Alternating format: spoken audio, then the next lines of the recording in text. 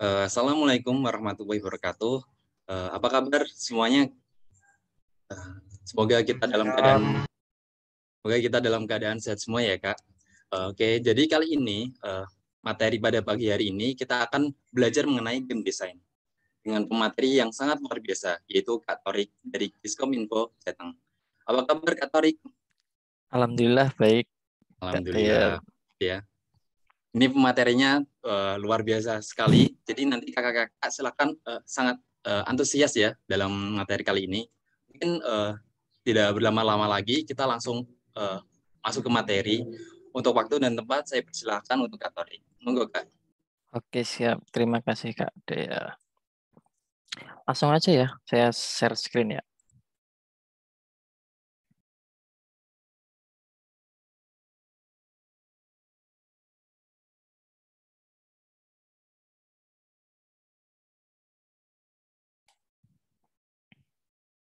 Oke, sudah muncul?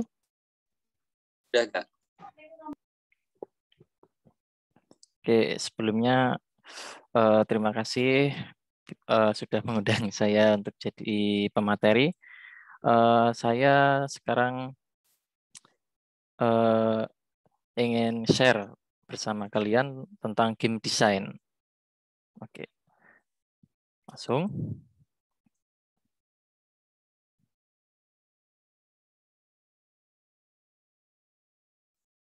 Oke, kita masuk ke historinya ya. Histori sebelumnya pasti kita sering lah main game kan, dari di antara kita pasti suka banget dengan game kan. Kita buka dengan historinya dulu, sejarah gamenya tuh kayak gimana sih. Kayak singkat ini, sejarah singkat video game ya. Video game itu tercipta di tahun 1950-an oleh para peneliti. Jadi awal itu bukan para programmer ya. Jadi awal itu memang peneliti untuk meneliti sebuah game ya. Gamenya itu kan dulu komputer masih masih nggak sebagus sekarang ya. Jadi dulu komputer emang eh, kayak komputer IBM gitu kan nggak bisa buat apa-apa kan seperti itu. Jadi dulu emang sebagai penelitian. Terus di tahun 1960 video game Tic-Tac-Toe. Game Tic-Tac-Toe itu diciptakan oleh seorang profesor dan dua orang mahasiswa dari MIT. MIT itu di mana ya? Di Cambridge ya, Cambridge Amerika Serikat. Mereka menciptakan game itu di komputer IBM untuk sekedar hobi dan iseng. Jadi pertama kali game tercipta juga ternyata iseng ya, hobi doang ya. Ternyata dari sana malah jadi berkembang. 10 tahun kemudian di tahun 1970 sampai 1982 video game arcade dan konsol itu mulai populer. Mungkin di antara kita pernah main game arcade ya. Arcade tuh kayak dingdong. Nah, game dingdong. Oke, ini ilustrasi saja. Ini mereka kayak SpongeBob, Patrick, dan Squidward lagi bermain game tic-tac-toe. Yang belum tahu tic-tac-toe ini seperti ini. Lingkar-lingkar, silang 3 kali. Nah, kalau lurus 3 kali berhasil, menang. Gitu. Nih, ini game dingdong. Mereka lagi bermain di game dingdong ya. Ini mesti kalau di antara kita pasti pernah itu deh. Apa? Pernah bermain game dingdong ini. Mungkin di pasar atau di mana itu dulu, zaman dulu masih banyak sekali dingdong. Oke, tujuan dari proses game design itu apa sih? Pada dasarnya itu untuk mengarahkan pembuatan game yang memberikan serangkaian kendala dan segala aspek dalam pembuatannya. Itu kata Wikipedia. Oke. Ini eh, 3 main ide ya. Untuk pembuatan game tuh pentingnya tuh bikin apa dulu sih? Atau pertama kali bikin game tuh harus apa dulu? Oke, pertama pitch ideas to team. Kalau kalian punya tim, ya berarti ambil ide dari untuk tim. Kasih setiap tim, setiap orang harus ngasih masukan, ide apa sih kalau bikin game enaknya kan seperti itu. Terus desain dokumen and asset list. Kalian harus ngelis dokumen apa aja yang dibutuhkan, terus aset untuk gamenya itu apa aja. Terus scripting and spreadsheet. Itu di situ tuh jadwal, penjadwalan. Jadi game itu ndak asal oke bikin gas, tapi tanpa jadwal itu kalau bisa jangan. Karena itu bisa merancu ke molornya waktu kalian dalam pembuatan game. Ini tiga ini enggak terlalu penting, jadi cuma sebagai dasarnya saja. Oke, lanjut. Game design secara simpel. Oke, game design secara simpel tuh saya bikin 4 step. Pertama GDD, game design dokumen. Yang kedua itu development, playable game, bikin game sampai prototyping atau lebih bagusnya lagi sampai selesai. Evaluation, itu maintenance or problem solve. Kalau ada kesalahan dalam pembuatan game itu harus dievaluasi. Yang terakhir adalah release, money or creation, uang atau karya. Gitu. Ini simple ya. Jadi kalau di studio besar itu langkahnya lebih banyak lagi. Kalau ini untuk game indie atau kita yang memulai dengan personal ya, maksudnya dengan satu orang aja yang mulai itu pakai ini. Next, game design dokumen tuh apa ya? Itu kan tadi ada GDD kan, game design dokumen. Game design dokumen. Ini loh GDD. Game design dokumen itu merupakan sebuah dokumen yang output perancangan game itu buat game designer untuk berkomunikasi dengan berbagai stakeholder seperti investor, game director, tim pengembang, baik itu programmer, artis, audio, engineer, dan lain-lain. Dan bahkan bersama tim penguji game tester. Jadi GDD itu semacam dokumen yang harus kita persiapkan terlebih dahulu sebelum kita membuat game. Untuk berkomunikasi dengan berbagai stakeholder kan seperti investor. Kalau investor itu untuk pitching untuk ya kan investor kan kita minta bantuan investor gitu kan. Nah, itu pitching namanya. Kalau investor setuju dengan GDD kita dikasih dana sekian, oke, lanjutkan game langsung bisa dibikin seperti itu. Itu yang disebut pitching. Kunci GDD itu ada 2. Yang pertama itu referensi dan yang kedua itu target. Referensi itu apa sih? Jadi di dokumen tersebut itu ada referensi dari game lain, dari novel, ide kalian sendiri, gambar, contoh gambar, terus masukan orang lain, saran, pendapat, dan lain-lain. Nah, di GDD juga kalian harus mempunyai target. Dokumen itu harus mempunyai target umur. Misal game kalian itu kok untuk umur anak-anak. Nah, jadi ada umurnya berapa. Target platform, kalian mau bikin game itu untuk PC atau mobile Android atau iOS, bebas. Target game 3D atau 2D. Nah, gamenya mau dibikin 3D apa 2D sih enaknya sesuai kemampuan kalian gimana. Target usernya tuh siapa aja gitu. Target education itu tambahan aja kayak misal game kita mau mengedukasi atau enggak nih. Target market. Nah, kalian misal kok pengen ngejual gitu game game kalian pengen dijual tuh. Oke, di GDD juga disebutkan target market saya di Play Store. Nah, seperti itu. Target rilis itu target ketika kalian ngasih deadline ke game kalian sendiri. Rilis kira-kira 5 bulan lagi, rilis lah gitu kan. Terus kalian disesuaikan dengan deadline. Oke, saya beri contoh sedikit dari game yang saya buat. Ini sorry, jadi ini GDD ku bikin game simple ya. Ya mungkin di sini uh, masih terlalu kosong ya, nggak ada apa-apanya ya.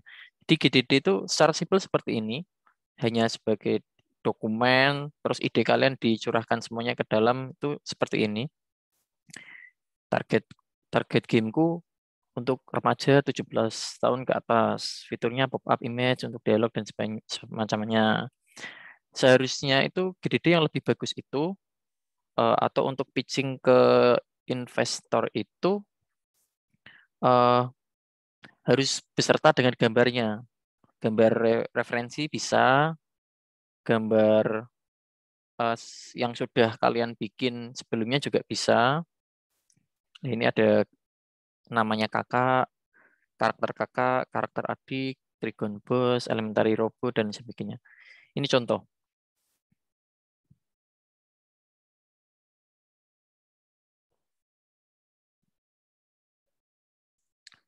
Oke, sebelum ke tahap development, saya pengen review dulu ya tentang GDD. Seperti apa sih GDD itu?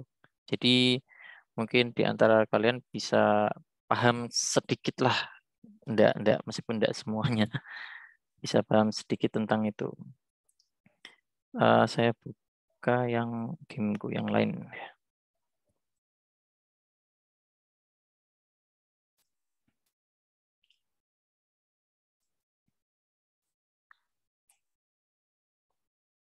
Oke, udah terlihat? Udah, Kak. Oke, ini gameku beserta tim temanku. Judulnya Radiant Sight. Di sini nama projectnya Radiant Sight, nama timnya Softlift Game, anggota tim disebutkan dan beserta tugasnya. Terus ini nama saya Tarik Arja Denny sebagai lead animator, additional level designer, story writer, background music. Terus yang di bawah ini teman-teman yang inaktif ya. Inaktif itu mungkin karena dia punya kontrak dengan apa? Dengan studio lain atau memang punya kesibukan, jadi mereka nggak bisa membuat game lagi, nggak bisa bantu kita lagi gitu kan. Tapi mereka masih terikat dengan kita. Jadi di sini masih dituliskan nama serta statusnya. Terus di sini penyebutan versi dan lain sebagainya itu semuanya dicurahkan di sini ya. Agak mungkin kalau kalian pertama kali lihat seperti ini bingung ya karena eh, saking banyaknya tulisan. Contoh genrenya yang saya bikin di game Radiant Sect itu apa sih? Oke, ini ada action dan adventure. Platformnya itu untuk PC dan beberapa mini game ada di game ini juga akan dirilis untuk Android, iOS, Vision OS, HTC Vive. Ini VR ya, HTC Vive VR ya. Jadi emang target kita dulu banyak sekali. Terus ini target market, penjelasan di atas market kami berusia minimal 19 tahun, penggemar cerita fiksi ilmiah. Fiksi ilmiah itu sci-fi ya, normal gamer, hardcore gamer. Wow, dijelaskan semuanya di sini. Nah, ini contoh karakter yang sudah dibikin beserta dengan namanya. Karakter ini yang model fix-nya seperti ini. Jadi kalau misal ada update karakternya ganti rambut, ganti baju atau ganti make up itu semuanya ini nanti diupdate. Namanya Lisa Amalia, ini cowoknya namanya Anca Saya Fajar, anaknya namanya Ana. Terus sampai ke bawah itu semuanya penjelasan tentang target atau uh, kerangka kasar dari pembuatan game yang akan dibuat. Ada gameplay UI-nya udah disiapkan, NPC itu kayak karakter yang pembantu doang gitu kan. Dan di sini itu misal kalau kita sudah membuat game, tapi GDD-nya harus dirubah, di tengah jalan kok GDD harus dirubah, itu kita juga menambahkan. Kayak misal, oh ini kok AI buat karakter NPC-nya kok error nih. Nah, tambahi sebagai catatan untuk tim kita sendiri, kayak misal tambah HP sekian. Nah, itu. Ini pagi-pagi udah pusing ya. Langsung aja ke bawah, skip. Ini kan banyak sekali ya GDD-nya. Kalau ini beserta gambar itu lebih bagus sih. Ini development pipeline dari story, konsep art kemana, dari modeling kemana. Nah, ini hanya dari satu game saja ya. Jadi kalau beda game mungkin beda lagi strukturnya. Ke bawah, oke.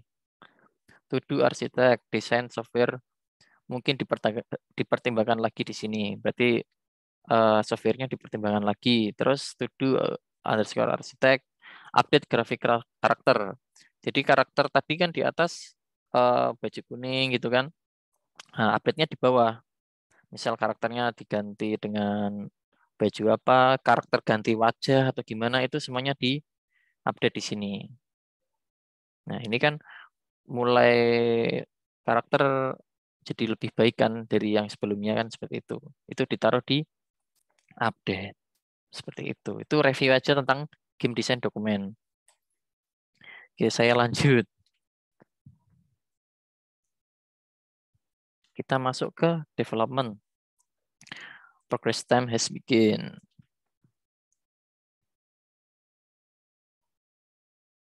Oke, pertama yang kalian harus lakukan adalah tentukan game engine. Di mana game engine ini sebagai penopang utama agar kalian bisa try and error atau bisa mencoba game yang kalian bikin sendiri. Ini ada rekomendasi beberapa game engine yang sudah terkenal dan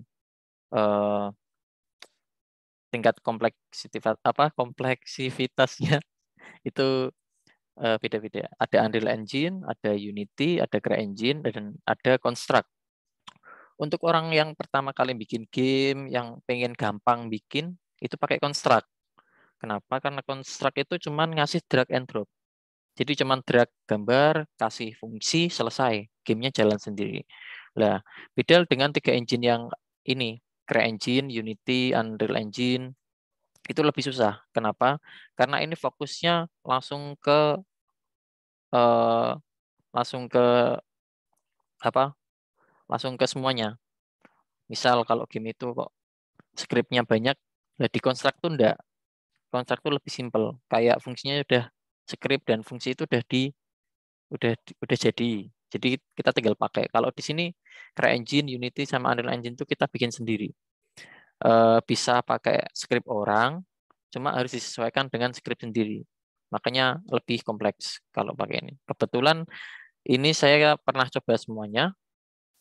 Kalau penilaian pribadi, kalau CryEngine itu lebih mengarah ke pakainya C++, agak susah.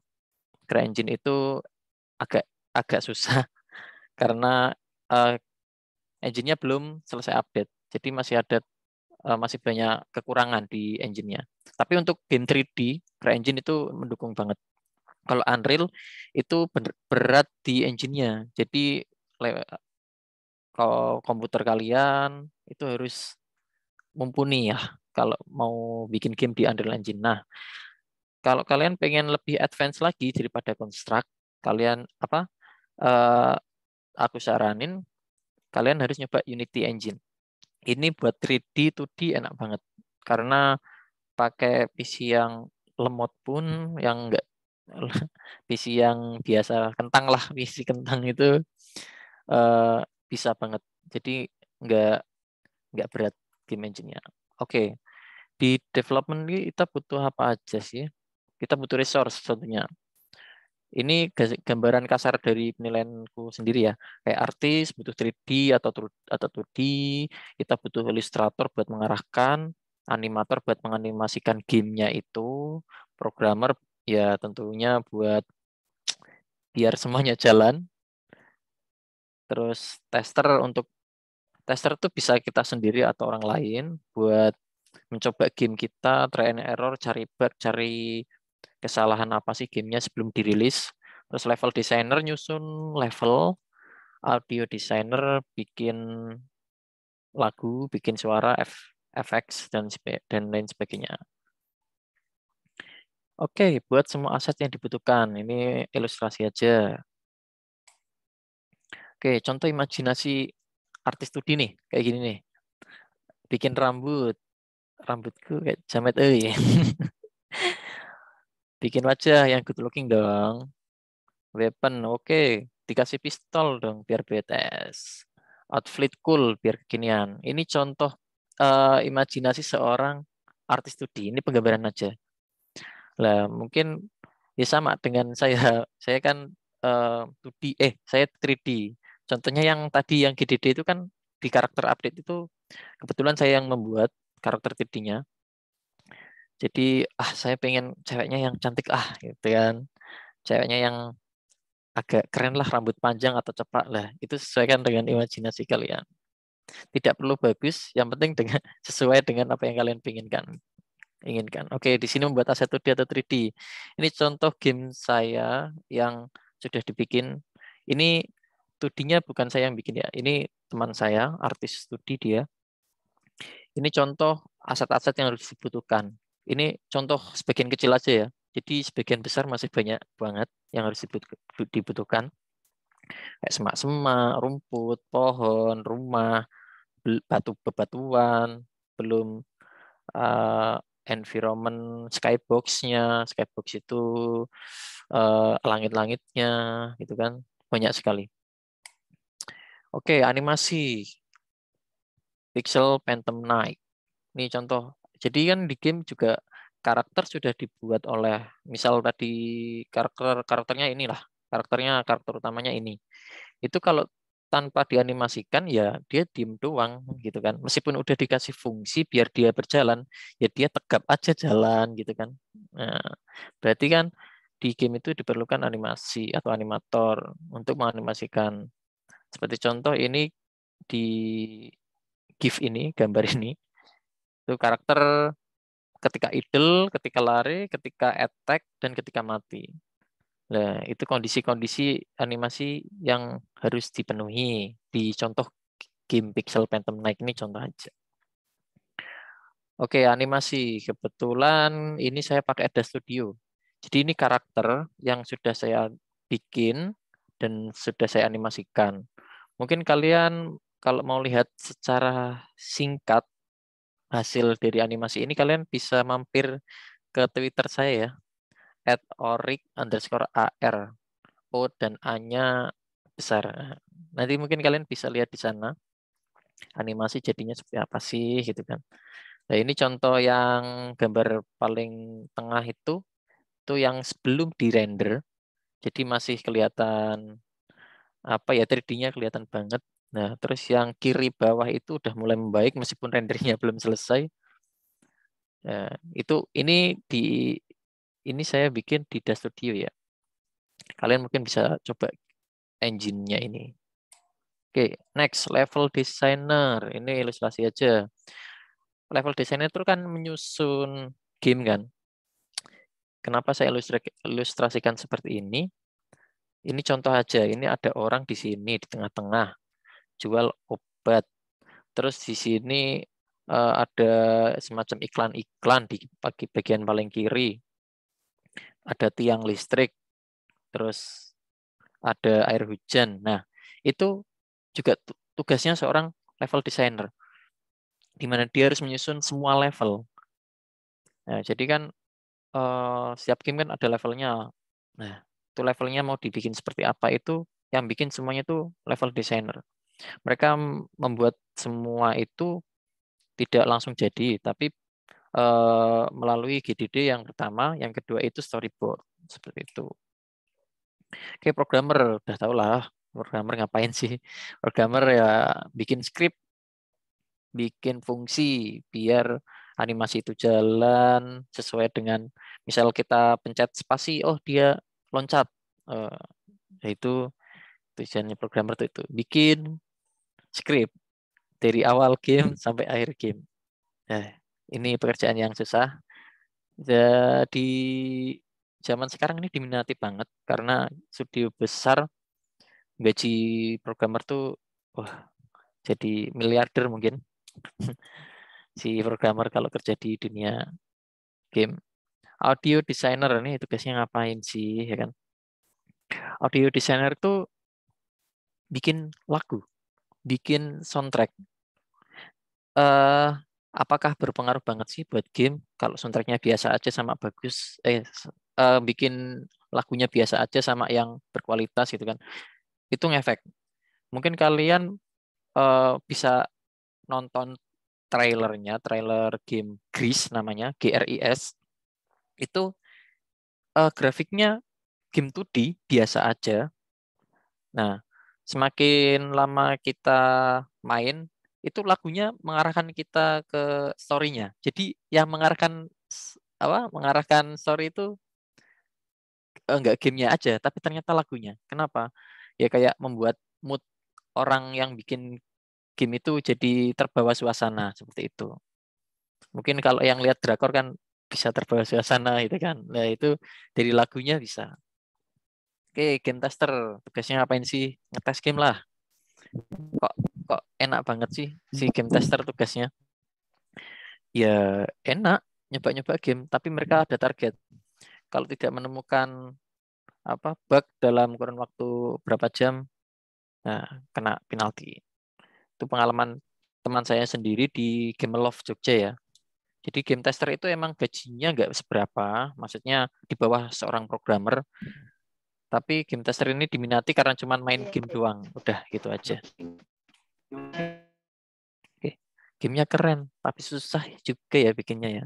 Ya memang diperlukan niat yang yang bulat dulu biar mau kalau mau bikin game biar jadi.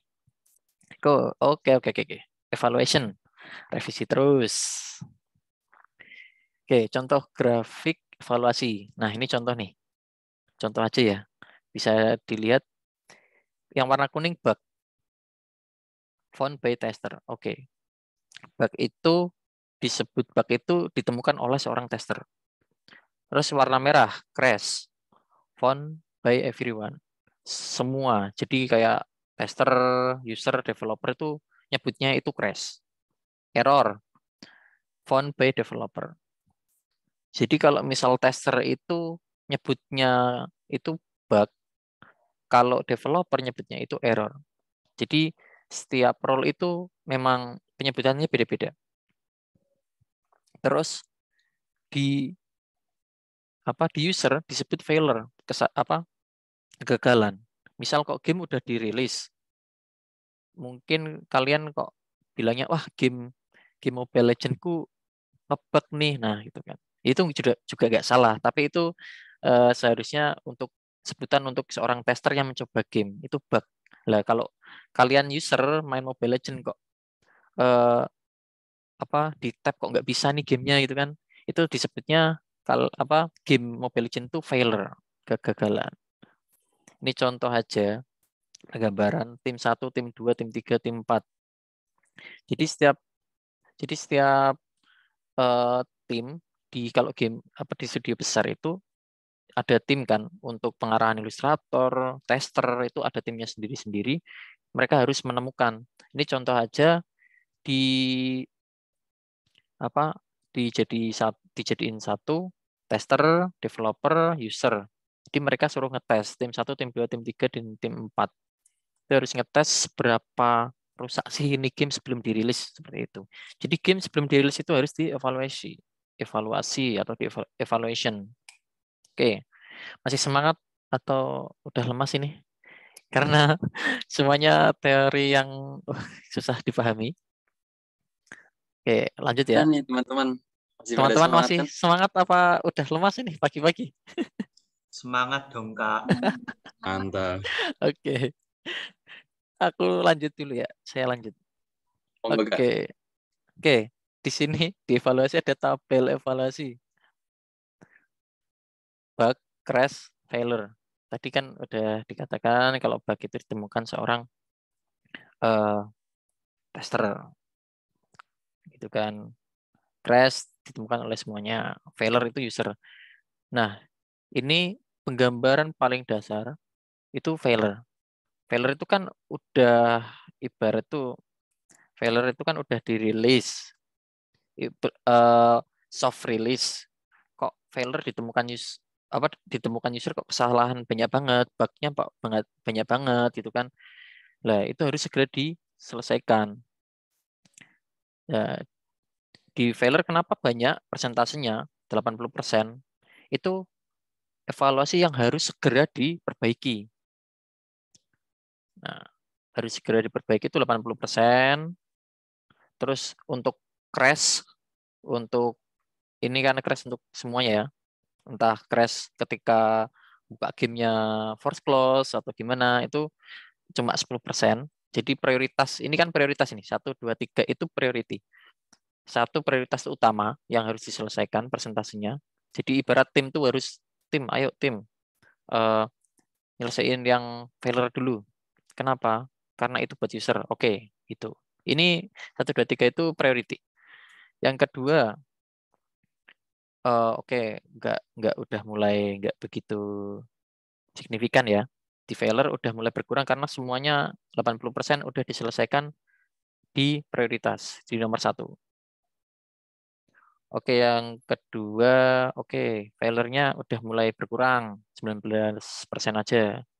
Terus bug masih banyak karena di priority itu yang diselesaikan terlebih dahulu itu failure, 10%, crash, bug sama crash kan dikit ya. Nah, yang lain mulai mengejar. Itu enggak priority banget lah, enggak nomor 1 kan. Nomor 2 itu 80%, crash yang sebelumnya 10% jadi 60%.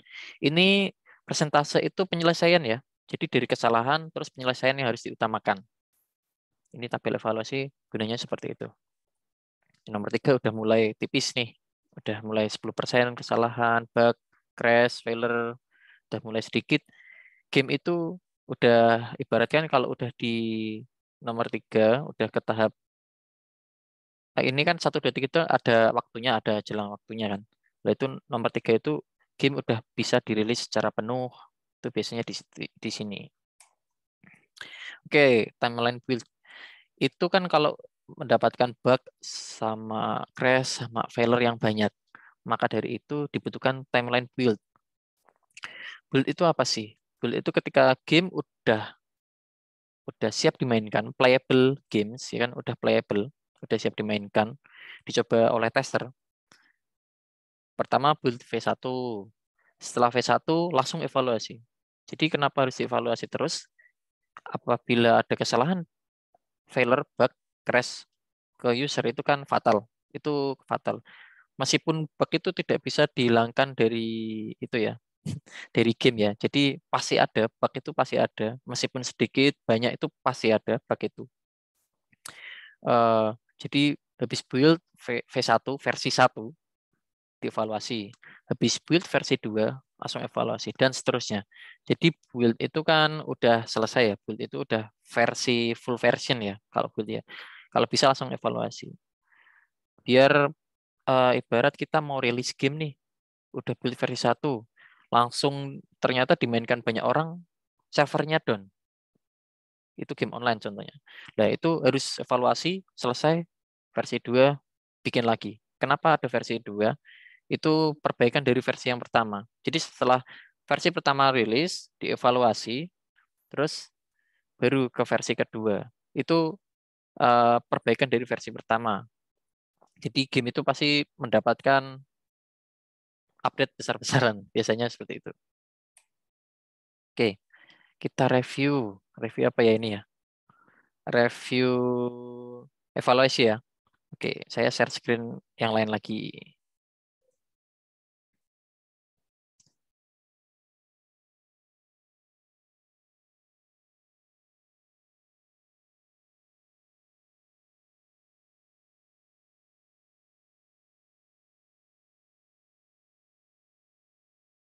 Sampai sini ada pertanyaan dulu enggak ini? Atau ada yang pusing mungkin?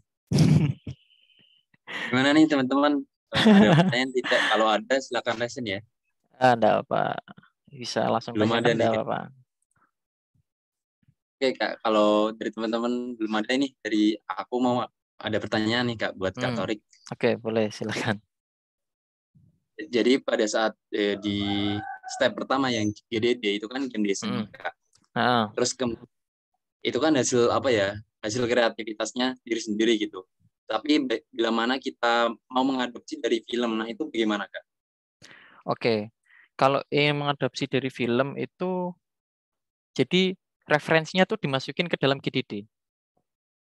Tadi kan di PPT saya tunjukin kayak misal referensi. Kan kuncinya ada 2. Referensi target di GDD itu kan. Misal target, oh Oke, target udah selesai, berarti kan referensi. Referensinya kita tuh dari mana aja sih? Atau kita mau bikin game itu semirip apa atau seperti apa? Misal kok ide kita kok pengen bikin game kayak PUBG gitu kan, perang-perangan kayak PUBG gitu. Oke, kita terinspirasi dari PUBG, karakternya terinspirasi dari PUBG, ya dimasukin aja ke GDD kita. Foto-fotonya, gambarnya, mapnya atau bentuk karakternya itu masukin ke GDD itu enggak masalah. Sebelum kita bikin, berarti kan emang dasarnya kan kita eh, belum bikin asetnya sama sekali kan itu kan. Nah, jadi emang kita sesuai dengan ide atau referensi itu dimasukkan ke dalam itu enggak masalah. Dimasukkan ke dalam GDD seperti itu. Baik, terima kasih Kak Tori. Mungkin bisa dilanjutkan Kak untuk materinya. Oke.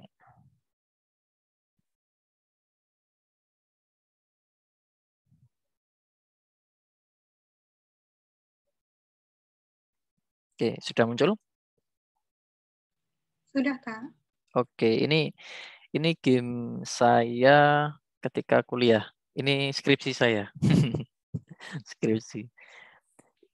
Ini halaman utama game seperti ini. Oh ya, kita mau membahas evaluasi ya. Oke, kita ke bawah. Ini kan penjelasan gamenya seperti apa.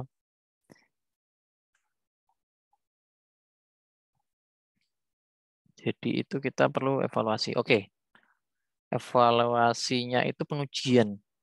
Di game itu pengujian. Kalau tadi kan saya sering bicara tentang game tester. Nah, itu juga game tester juga ada patokannya. Misal pengujiannya itu pengujian black box atau apa itu ada. Misal nih, pengujian black box. Ketika membuka aplikasi, tujuannya apa sih? Mengetahui aplikasi dapat berjalan tanpa error. Skenario-nya mencoba membuka game. Hasil yang diharapkan itu aplikasi dapat berjalan dengan baik sesuai prosedur, menampilkan splash screen, dan menuju main menu. Hasil yang didapatkan adalah aplikasi dapat berjalan dengan menampilkan splash screen dan main menu. Jadi gamenya ketika kita buka kok ada harapan kita kok ada splash screen-nya, ternyata hasil yang didapatkan kok beda. Di sini statusnya kita ganti, tidak oke kan. Ini gamenya tidak bagus nih ya gitu. Ini error. Jadi kita statusnya di sini error, nggak oke. Next, membuka start game. Jadi start game itu kan play gitu kan. Play, ini permainan dapat tampil nggak? Gitu kan. Itu jadi setiap game itu ada scene-nya masing-masing. Scene pertama main menu, scene kedua level pertama gitu kan. Scene kedua itu baca sawah, scene ketiga ada matematika dan sebagainya. Itu ada scene-nya. Jadi kenapa harus ada pengujian black box kok banyak banget, agak banyak. Itu seharusnya lebih banyak lagi ini black box. Jadi itu setiap kali langkah tester melakukan pengujian itu semuanya dicatat. Itu error atau oke. Itu error atau bisa apa? Bisa dijalankan atau enggak itu. Di sini ada reward, contoh di game saya kan ada rewardnya tuh. Harapannya itu menampilkan hasil akhir berupa uang atau poin. Jadi ada tampilan poinnya. Terus ketika saya nge-tap di game saya, gitu kan, tap di reward, oh ternyata muncul panel reward di akhir permainan. Oke, berarti berhasil, nggak ada error sama sekali. Begitupun dengan keluar aplikasi, exit. Itu juga harus diuji coba. Exit kok nggak bisa keluar nih, harus di foreclose nih. Nah, itu error. Kalau kita buka game, misal PUBG atau Mobile Legends, dia nggak mau close, itu bug. Itu bisa disebut dengan bug atau crash.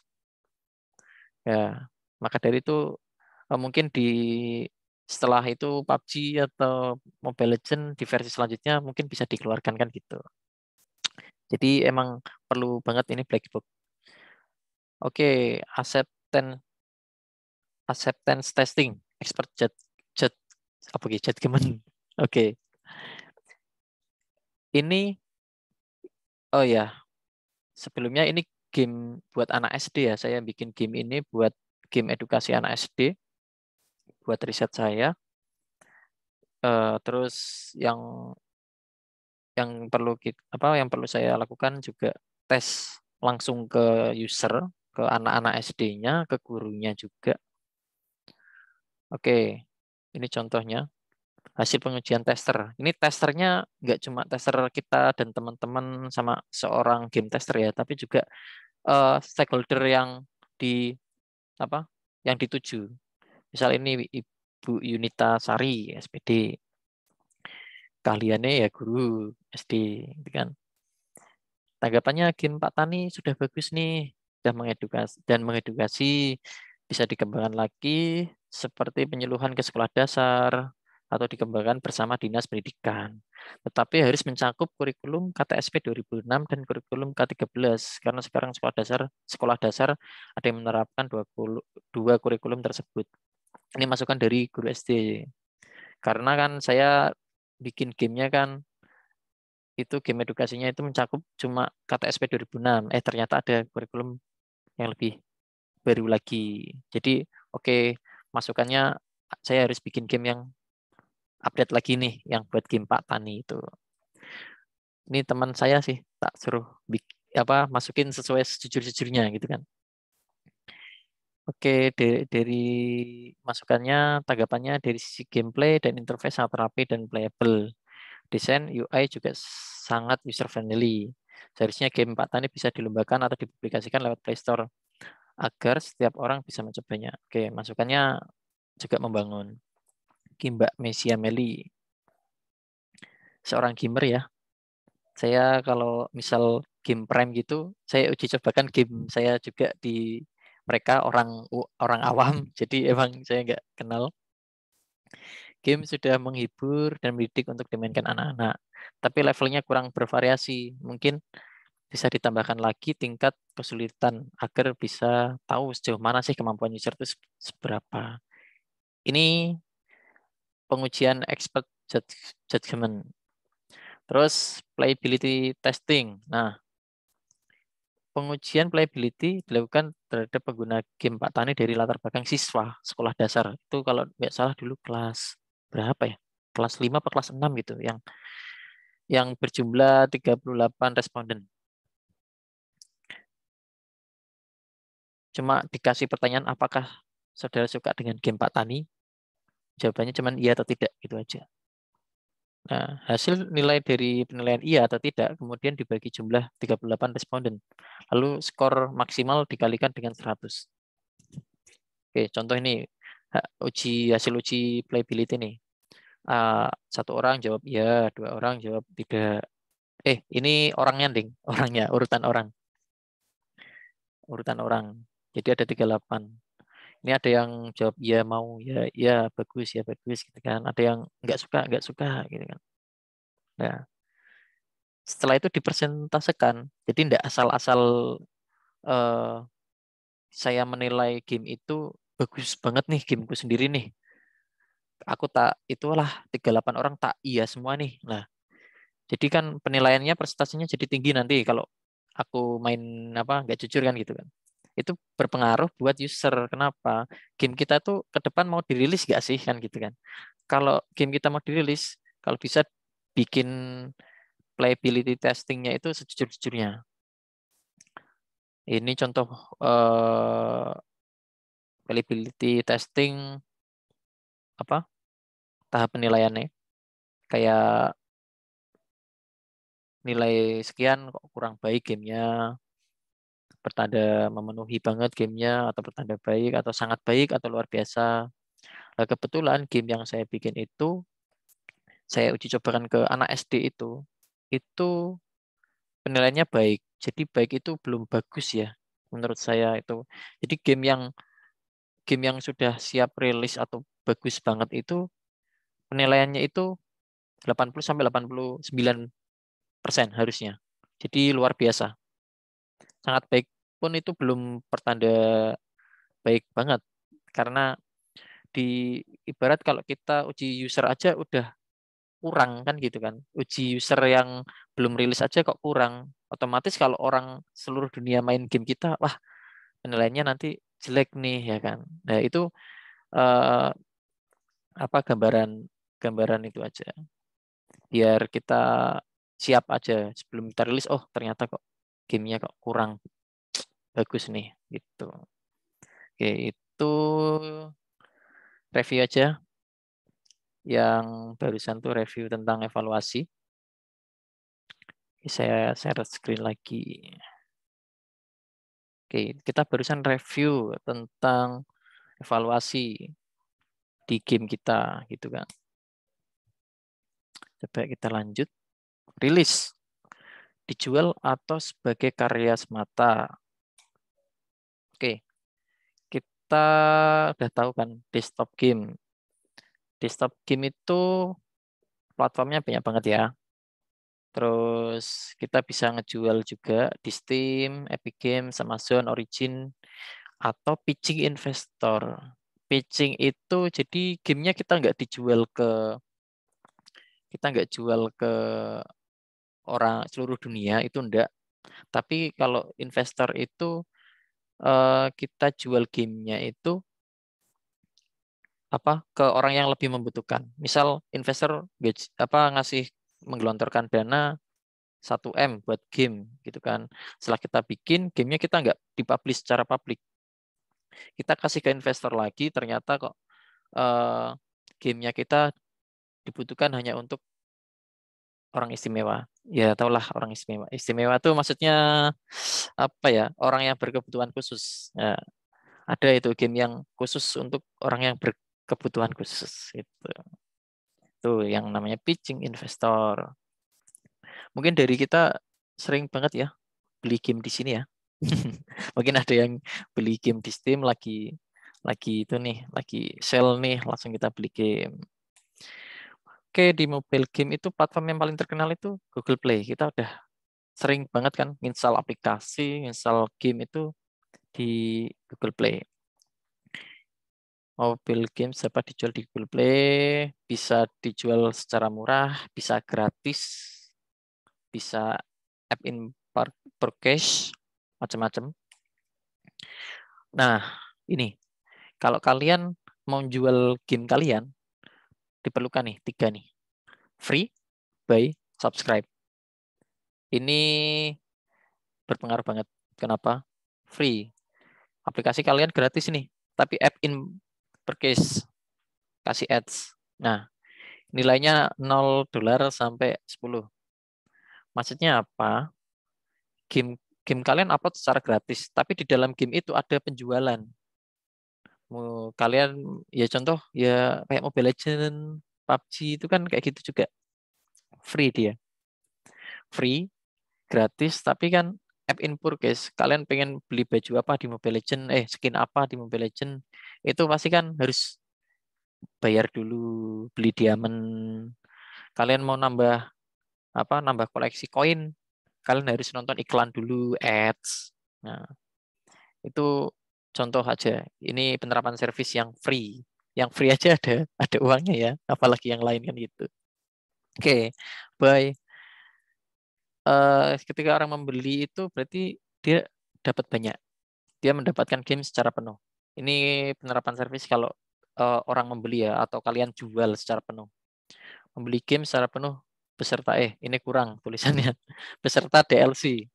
DLC itu kayak downloadable content, misal ada penambahan baju, penambahan karakter di game tersebut, itu kalian jual terpisah, itu bisa. Nah, harganya tinggi banget, $60. Ini contoh aja. Ini saya gambarkan di game yang sama ya. Misal yang game yang satu ini harga kalau free harganya kisaran segini, kalau dijual secara penuh kisaran segini. Terus apalagi sih subscribe? Apa sih subscribe? Langganan game, sewa akun. Ini kalau saya sebut ini seperti ibu kos ya. Dia punya kos-kosan, tapi dia cuma merawat aja kos-kosannya, tapi kita bayar tiap bulan. Nah, seperti itu. Jadi ibu kos itu emang bisnismen paling keren ya. Jadi si ibu kos nggak ngapa-ngapain, cuma bersihin, beli listrik, beli air galon atau air pump, itu dia dapat gaji terus dari anak kos 2 kali lipat, 3 kali lipat. Seperti itu. Sama dengan game. Ada namanya subscribe, langganan game. Itu game kita, jadi orang itu menyewa dalam kurun waktu yang sudah ditentukan. Misal aku rilis nih game nih, tapi aku cuman pengen nyoba aja, tapi nggak pengen beli. Beli harganya mahal kok, $60. Aku subscribe aja, lebih murah $15. Oke, orang subscribe dikasih waktu 1 bulan. Nah, setelah dikasih 1 bulan, kok experience usernya kok positif. Oh, keren nih gamenya, aku beli aja deh. Nah, jadi $15 tambah $60. Itu. Kalau misal orangnya nggak mau memperpanjang subscribe, gamenya jelek nih gitu kan. Ya juga si developer nggak rugi karena dia udah dapat $15 dari satu orang yang subscribe. Meskipun penilaiannya itu negatif. Nah, ini penerapan service game yang kalian rilis, yang harus kalian lakukan tuh kayak gini. Ini penggambaran. Oke, target penjualan. Kok Kak, kenapa sih kok harus ada target penjualan juga? Buat apa sih? Kita bikin karya udah selesai upload, jual dengan harga sekian. Selesai kan Kak? Enggak selesai. Kenapa? Kalau kita nggak bikin target penjualan, itu kita jelas, kita nggak memikirkan keuntungan dan kerugian, kan seperti itu. Makanya itu, kita harus melihat target penjualan. Contoh, game yang kita bikin, keuntungannya 100 juta nih. Keuntungannya itu dari apa? Keuntungannya itu dari publisher marketing. Itu perlu banget untuk game dev ya, game developer ya. Itu apa sih publisher, apa sih marketing. Jadi game setelah selesai itu nggak asal langsung jual dengan harga $10. Itu nggak asal seperti itu. Kita perlu banget publisher sama marketing. Kenapa? Publisher itu dia udah punya nama sendiri. Misal publishernya kok EA Games. EA Games itu udah terkenal kan. Bikin game FIFA gitu kan. Nah, kita bikin game, terus ada embel-embelnya EA gitu kan, orang lain yang sudah ibarat fansnya EA itu excited dengan game kita kan seperti itu. Jadi keuntungan kita menambah karena kita membayar publisher gitu. Contoh aja ini contoh. Lah ini kok ada minus kok minus kok 100 juta itu kenapa Kak gitu. Ini kerugian karena fee personil. Jadi target penjualannya kok misal 100 juta, tapi kok ternyata nggak bisa ngejual sampai 100 juta, otomatis kita harus membayarkan personil kan, fee personil kan.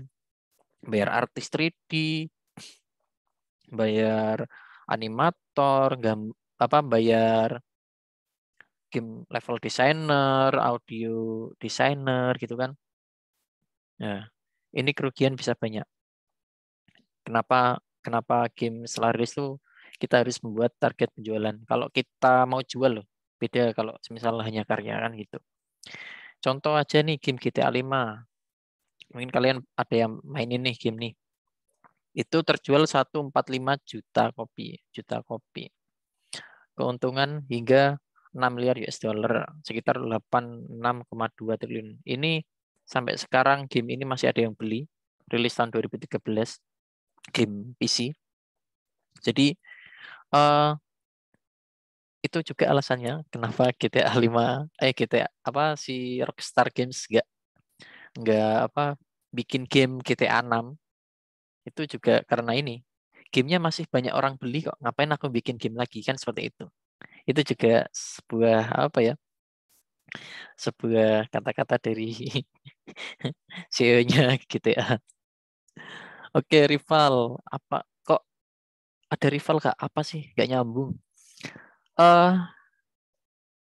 Kita katakan game yang kita bikin itu kan mungkin ada yang mirip atau kita copy pikiran orang, copy game orang lain terus kita bikin sendiri. Perlu banget ini rivalitas. Kenapa? Game kita kok serupa sama orang lain. Nah itu di pasar tuh bagaimana kan kita harus memikirkan hal itu. Kalau bisa bedain lah atau gimana lah. Sebagai contoh sekarang di game PC ada Dota. Ada Dota, ada League of Legends. Lah, mereka kan negara Rusia mungkin mainnya Dota semua, Asia Tenggara mainnya Dota semua, tapi Amerika Serikat mainnya LOL semua, League of Legends semua. Nah, itu kan rivalitas. Nah, mereka mereka tuh rivalitas di apa ya, penjualan game ya. Nah, gitu. Semakin banyak orang mainin game itu, jadi kan semakin eh, ibarat tuh semakin sangar kan gitu kan. Nah, ini contoh aja, ini penggambaran ilustrasi. Warna oranye tuh game kamu udah di itu teh, apa udah dirilis nih. Yang main negara ini. Nah, game serupa lebih banyak. Entah game serupa itu udah rilis duluan atau setelah rilisnya itu setelah game kalian gitu kan. Itu emang hal itu emang tidak bisa dihindari. Rivalitas itu emang pasti ada. Di dunia game penjualan pun lebih mengerikan lagi karena eh, kalau di dunia game itu mainnya karya sih. Karyaku lebih bagus nih. Karyaku lebih banyak diminati orang nih. Mereka sendiri-sendirian lewat karya. Karyanya itu kalau dunia game. Oke, karya. Tadi kan penjualan, ini karya. Kalau karya sebagai karya pribadi, personal ya nggak masalah.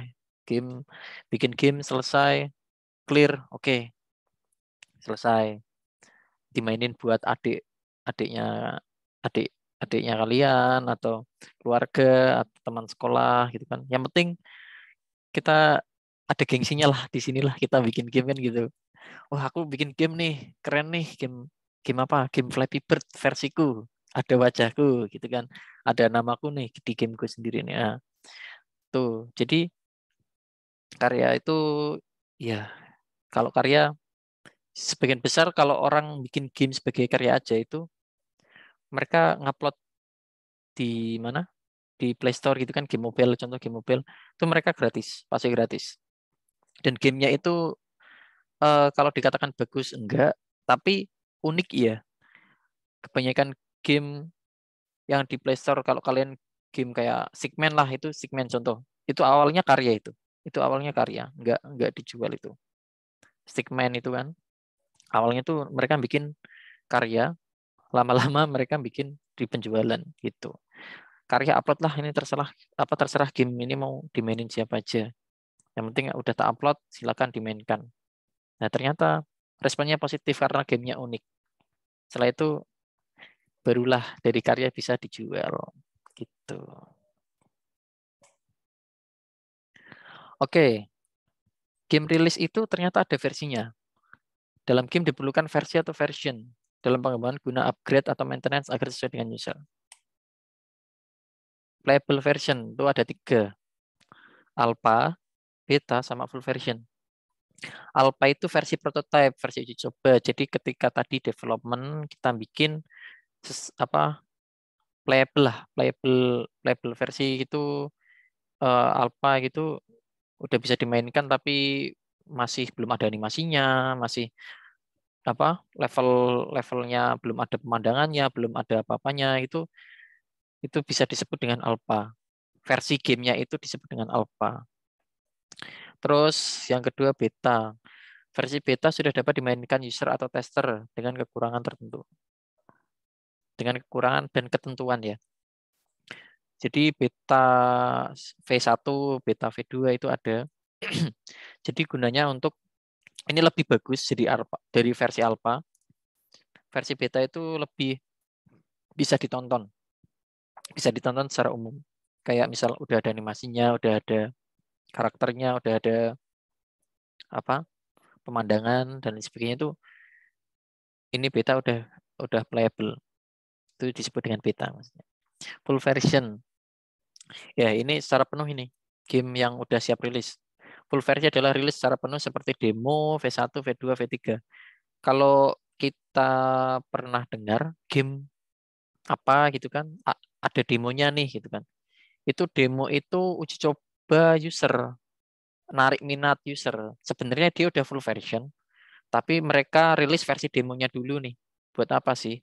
Biar orang itu excited atau enggak. Nah, kalau versi demonya kok orang excited, keren ya game ini ya, gitu kan. Dia dia apa ada minat ingin coba yang versi full versinya gitu kan. Ternyata habis itu keluarlah game secara penuhnya. V1 keluar. Ternyata dijual $15 gitu kan. Ada nilainya nggak gratis gitu kan. Karena sebelumnya dia penasaran dengan demonya kan. Dia penasaran, wah demonya bagus banget, aku pengen nyoba lah gitu kan. Setelah full versi rilis, V1 rilis, kok harganya $15. Mau nggak mau dia penasaran dan dia menggelontorkan uang untuk beli full versi. Itu yang disebut dengan playable version ya, ada 3. Sebenarnya ada lagi. Jadi ini basicnya ini buat indie ya, game indie ya. Bukan untuk studio besar. Kalau studio besar ini lebih banyak. Nah, mulai sekarang buatlah karyamu mulai dari sekarang. Wih. Ini saya ketika di Jakarta, nanti saya tunjukin game saya seperti apa. Contoh iOS. Ini game iOS. Ini Radiant Sight. Ini kalau ada yang kenal nggak ini siapa ini? Siapa ini? Ini dulu game testerku ini Mbak Nixia ya. Dulu nyoba game ini buat tester. Oke, yang sekarang saya kembangin buat Jawa Tengah, ditunggu aja ya. Namanya Jatengs Edu Game. Ini foto saya nggak tidur ini, nggak tidur semalaman hanya bikin game ini. Oke, nanti tampilannya seperti ini guys. Nanti ditunggu aja gamenya ada berapa biji ya? 6 atau 7. Itu game edukasi tapi. Kalau kalian berharap itu gamenya sangat keren, ya mohon maaf. Nanti kalian coba aja. Seperti itu. Oke, ini portofolio saya. Work Experience, PT Jaya Abadi, Softlift Game Studio, iOS Production. Terus sekarang saya di Dinas Kominfo sebagai programmer 3D. Achievement saya paling di lokal-lokal ya. Game Prime Jakarta, Sea Game Award Level Up Kuala Lumpur Malaysia. Research saya tadi kayak game Android edukasi menanam padi untuk siswa sekolah dasar, face recognition animator, terus ini sertifikat ya. Animasi 3D, apalagi ya? Big data machine learning, dah, terus semantik. Dah. Oke, ini referensi. Oke, terima kasih. Oke, Kakak, mungkin ada pertanyaan atau ada yang harus disampaikan atau ngasih sharing nih, nggak apa-apa. Bebas. Silakan kakak-kakak yang lain barangkali ada pertanyaan bisa disampaikan. Ngomong ini ada masternya nih dalam mendesain game, Kak Torik. Mungkin dari Kak Titis, Kak Adinda, Kak Dharma. Baik, izin bertanya Kak. Nah, kira-kira game untuk komputer sama mobile itu tuh cara pembuatannya itu beda atau sama gitu. Terima kasih Kak. Oke, saya jawab ya. Jadi pembuatannya itu kan ada engine itu kan tadi kan. Kayak ada Unity Engine, ada CryEngine, ada Unreal, ada Construct. Dalam pembuatan itu yang membedakan itu komponennya saja. Jadi kalau misal kita patokannya udah ada engine-nya, itu lebih garis besarnya itu sama. Saya tunjukkan ya. Ini saya contohkan game saya nih yang terbaru. Tapi masih tahap development ya, jadi masih banyak error-error mungkin.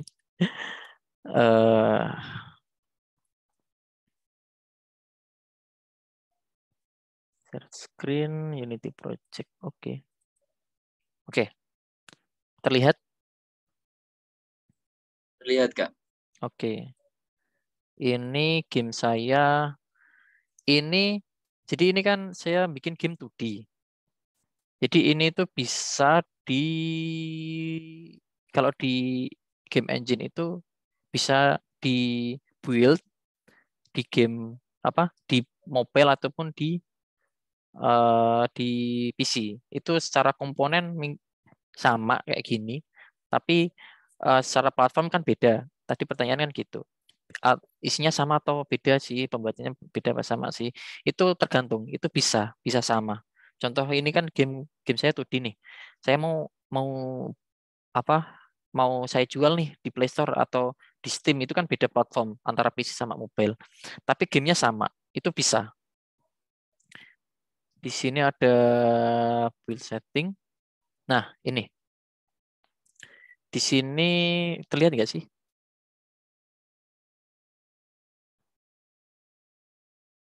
Build setting kelihatan nggak? Kelihatan Kak. Oke. Di sini ada PC, Mac, Linux, standalone, ada Universal Windows Platform, tvOS, PS4, iOS, Xbox One, Android, WebGL. Nah, enaknya game engine itu seperti ini. Jadi kita cuma adaptasi dikit aja, perubahan dikit aja, itu bisa kita build ke cross platform. Jadi bisa Android bisa, buat PC bisa, buat PS4 bisa gitu. Buat iOS bisa, Xbox bisa, seperti itu. Jadi emang tergantung dari engine yang kita pakai. Dan balik lagi ke GDD, target kita buat platform apa aja sih gitu kan. Kalau misal gamenya sama, tapi pengen apa di build di PC atau Android, ya udah berarti bisa langsung aja tanpa perubahan. Misal gamenya seperti ini ya. Oke, gamenya kan seperti ini. Terus kok pengen PC ya ya bisa, tinggal build aja selesai. Kok pengen mobile, oke, tinggal upload aja. Mungkin seperti itu. Ada pertanyaan lagi mungkin atau ada tambahan? Sudah, Kak. Oke. Oh, Ini ini ada Kak yang ada Ah, pertanyaan di kolom komentar, mohon izin membacakan Kak. mm-mm. Dari SMAN 2 Gerabak bertanya, Kak sudah menciptakan game apa aja nih Kak? Coba di share screen dong Kak. Oke, ini contoh salah satu ya. Ini mungkin ini pertama kali saya share ke kalian ya. Jadi emang ini belum goes to public, belum rilis secara penuh. Jadi pertama kali kalian nonton ini menunjukkan game bentuk prototype. Ini game saya namanya Debu. Yang tadi kalian lihat GDD-nya itu tulisan doang itu kan, tulisan kosongan itu kan. Nah, ini game 2D ceritanya kayak ya kakak beradik gitulah, petualangan kakak beradik gitu. Ini masih tahap development, jadi mungkin kita coba.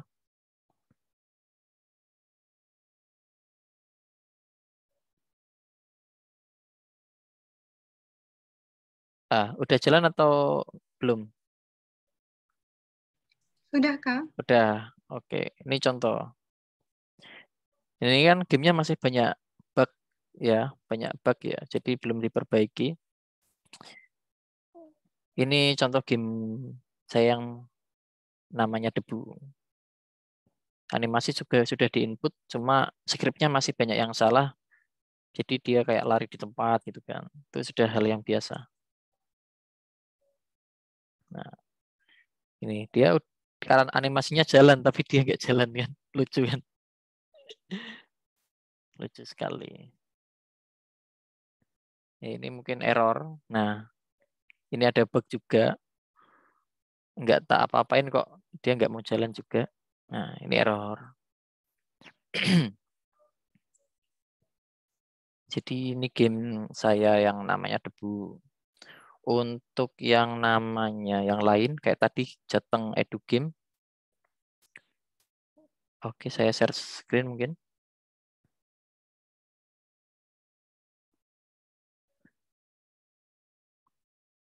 Oke, ini game saya yang lain. Cuma mungkin di sini nggak bisa di itu ya, nggak bisa di play ya, karena masih skripnya masih banyak error, masih banyak banget yang error.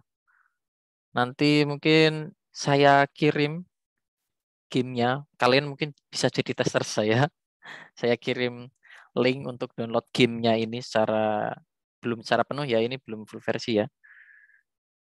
Tuh nanti saya kirimkan linknya, nanti kalian bisa download di Download di Drive. Nah ini tebak kata ice. Ini kan gamenya lucu-lucu ya buat anak-anak ini. Ini game ada untuk games Jateng Edu Games itu ada 6 games kalau nggak salah. Ada game mobil-mobilan, ada game membersihkan sampah, Ini yang Edu Games. Oke, game saya yang lain apa lagi ya? Oh, iOS ya ada.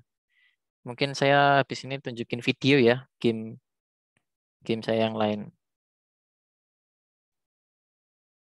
Namanya game iOS yang sampai ke Jakarta. Saya share screen. Oke. Udah tampil videonya? Sudah, Kak. Ya, Kak. Oke, saya putar.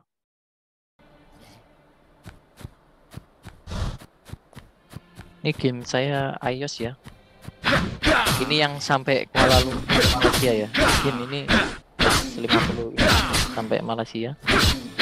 Cuma setelah itu dulu tim kita kan terbagi jadi 2. Animasi sama yang main animator kan.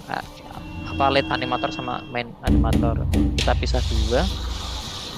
Setelah itu kita jalan sendiri-sendiri. Setelah itu ini mendapatkan inkubasi oleh Telkom untuk dibiayai. Jadi game ini dulu kalau tidak salah dibiayai 350 juta untuk menyelesaikan game sesuai target. Tapi saya tidak gabung. Setelah inkubasi saya tidak gabung karena saya sampai ini aja, sampai Kuala Lumpur udah selesai, saya langsung cabut, fokus ke game saya sendiri. Setelah inkubasi, sayangnya itu gamenya harus dihapus karena apa ya? Karena tidak bisa menyelesaikan game. Teman saya yang khususnya yang bikin yang iOS ini nggak bisa menyelesaikan sesuai target. Targetnya udah dikasih waktu 3-4 bulan kok nggak selesai. Ini inkubasi yang dapat gelontor dana 400 berapa juta itu tadi. Itu ditarik lagi sama yang sisanya, ditarik lagi sama Telkom. Itu endingnya ya ini gamenya nggak publis kemana-mana, hanya untuk diri sendiri.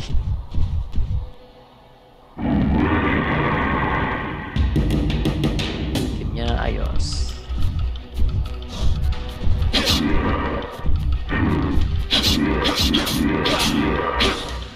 Dari permainan mungkin ini kalian lihat masih kasar banget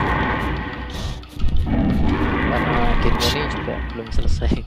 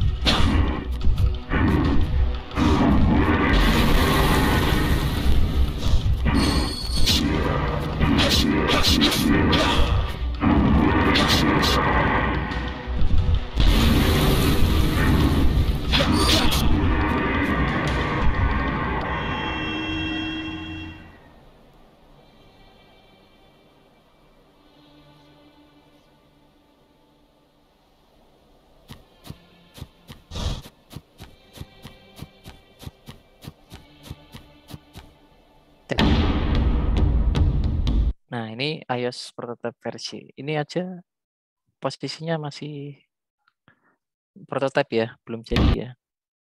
Seperti itu. Sambil saya share game yang lain nih, ada pertanyaan lagi enggak? Lanjut, Kak. Silakan dari kakak-kakak yang lain. Oh, ini dari Asmain 2 Gerabak. Gimana, Kak? Lanjut nonton gamenya, Kak. Lanjut. Malah nonton game. Oke, ini tak tunjukin sesuatu ini. Bagus nih.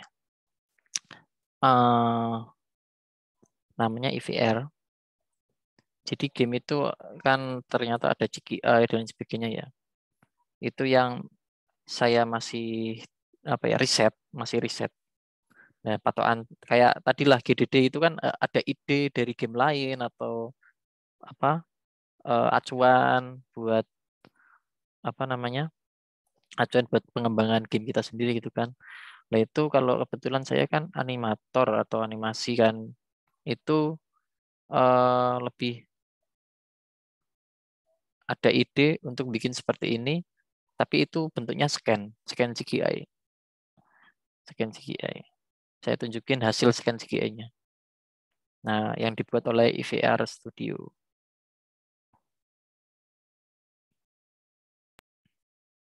Sebentar.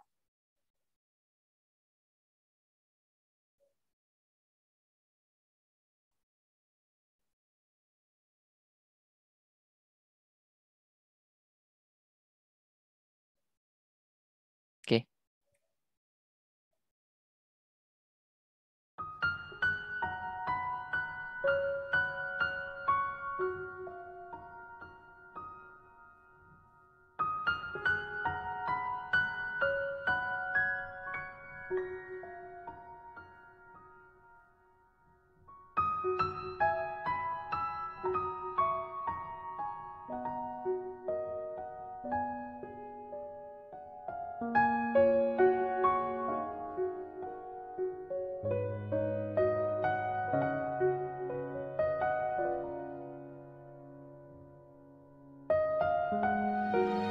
Ini game VR ya.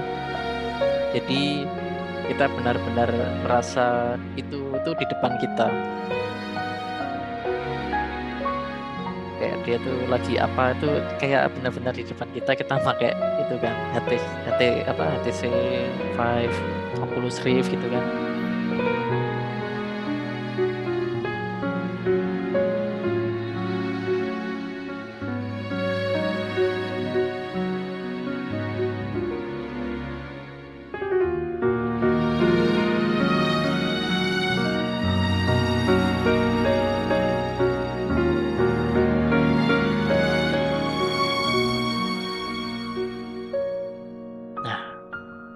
VR Studio. Ini patokan acuan saya buat bikin animasi beserta dengan jadi emang agak susahnya itu kalau karakter 3D itu ada animasi itu yang susah tuh di bagian wajah karena wajah itu emang nggak bisa dianimasikan.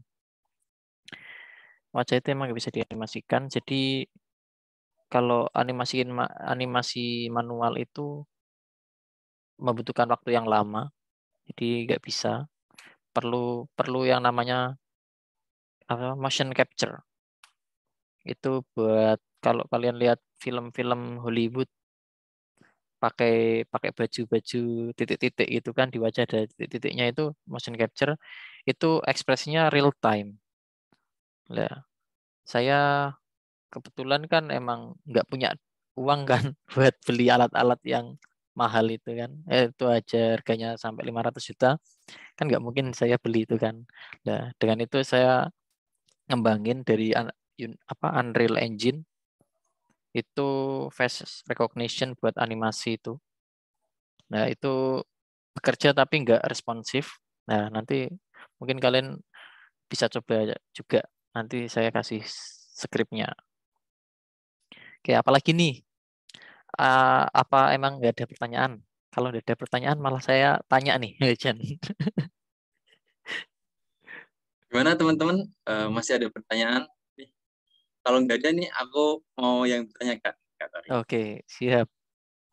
Ini mau tanya, pendapat Kak Torik, mana sih dari berbagai jenis games seperti FPS, VR, mobile, arcade, RPG, MMORPG, mana sih Kak yang paling rumit menurut Kak Torik dalam hal game design maupun produksinya Kak? Oke.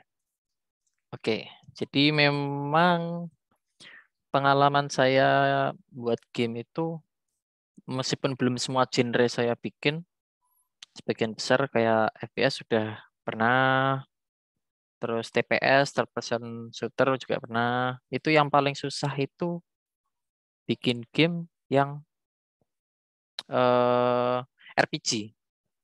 RPG itu apa sih? Role playing games. Itu di mana user atau pemain game itu bisa memilih cerita, mau gimana sih endingnya. Nah, itu yang susah itu bikin, karena misal kalau story itu dari A sampai Z, ya kan? Kalau game lain tuh story A sampai Z, misal karakter utama hidup, habis itu Z-nya karakter utama mati gitu kan. Nah, itu game selesai. Itu kalau game secara umum. Nah, kalau RPG itu enggak. Misal A dia hidup, kalau dia milih B dia langsung mati. Kalau dia milih C dia masih sekarat. Dia milih D dia hidup gitu. Jadi karena pemilihan ending, pemilihan cerita yang berlanjut itu membutuhkan source yang lebih banyak, membutuhkan animasi lebih banyak, membutuhkan scene lebih banyak, membutuhkan script lebih banyak. Jadi itu memang waktunya emang lama. Game besar saja, Quantic Dream namanya. Kalau tidak salah, gamenya judulnya Detroit Become Human. Mungkin nanti saya tunjukkan. Itu gamenya itu eh milih alur cerita, terus itu juga alur ceritanya bisa merubah ending gitu. Dia bikin tuh studio besar saja, yang orangnya ratusan, bahkan ribuan saja. Dia menyelesaikan game aja dalam kurun waktu 3 sampai 5 tahun. Satu game saja, baru dirilis. Nah, apalagi yang saya, apalagi saya yang personilnya hanya cuma hitungan jari kan seperti itu. Lah, menurut saya dan yang paling susah itu RPG. Begitu. Nah, sedangkan yang paling mudah nih Kak, Oke. menurut Kak Torik. Oke, paling mudah. Paling mudah itu casual. Casual itu apa sih? Contoh, apa contoh itu kalian pernah main Angry Bird? Nah, Nah Kak, Angry Bird, terus Flappy Bird itu yang mantul-mantul doang itu, twing twing twing gitu kan. Malah Mario itu menurut saya paling mudah dan bisa dipelajari. Karena waktunya mungkin di sini nggak cukup ya. Sebenarnya saya tuh pengen tutorial cara bikin game dari awal sampai akhir. Cuman waktunya emang berjam-jam, nggak bisa selesai dalam waktu singkat. Eh, Nanti kalian bisa saya share cara bikin game paling mudah itu kayak gimana sih gitu kan. Nanti saya share YouTube-nya, ada tutorialnya. Kalian harus ngapain sih, butuhin aset apa aja itu udah ada semuanya. Nanti saya share. Kalian tinggal install Unity Engine atau Construct. Construct tuh malah tinggal drag and drop, tinggal tarik-tarik. Udah kasih fungsi, dia jalan. Itu aja. Kalau Unity lebih advance lagi. Kalau Unity. Jadi game yang paling mudah untuk dibikin itu game casual.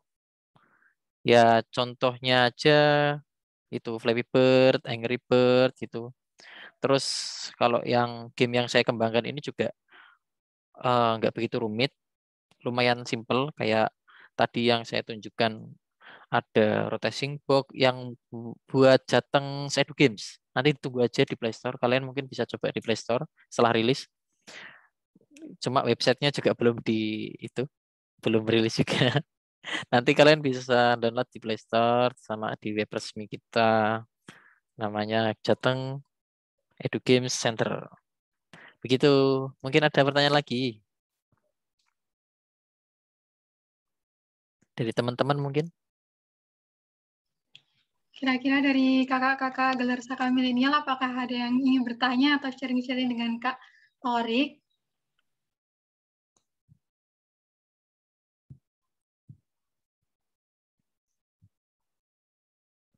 nah ini dari Kak Dharma nih. Dia tahu game Detroit Become Human nih Kak. Oh, Karakter favoritnya Kara. iya, iya. Betul, ada Kara, ada siapa lagi itu? Simon atau siapa itu? Nanti itu ada, itu berarti mungkin ini pemain ya, pemain game Detroit ya. Oke, saya share ya beberapa game yang saya katakan tadi simple. Kalau nggak bisa, mungkin kalian pengen coba gamenya seperti apa, pengen bikin game seperti apa, itu link YouTube kalau nggak salah, ya kan? Oh, oke.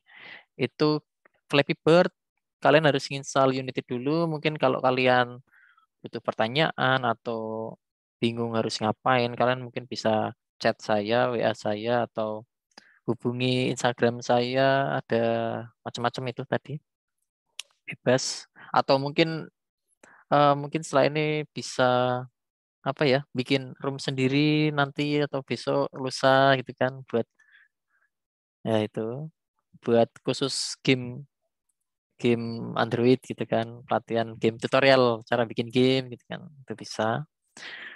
Ini ada yang tanya, apakah permainan Alan Wake itu termasuk role playing game? Alan Wake sepertinya itu nggak asing. Alan Wake itu kalau kalau story-nya dia berbeda dengan ending, itu bisa dikatakan apa, role playing games. Tapi kalau endingnya sudah ditentukan, misal kok karakter utama harus mati di ending gitu kan, nah itu bukan role playing games. Role playing games itu ya bisa mengubah cerita juga sih. Intinya seperti itu kalau role playing game. Kalau Alan Wake saya kebetulan belum pernah main nih game ini. Mungkin eh boleh dicoba sih Alan Wake seperti apa gamenya. Oke, ini ada yang tanya lagi enggak? Kalau enggak ada pertanyaan, nanti saya bikin kuis nih. Wih. Kuis aja kuis. Oke, kuis aja. Oke, oke. Oke, saya bikin kuis lah.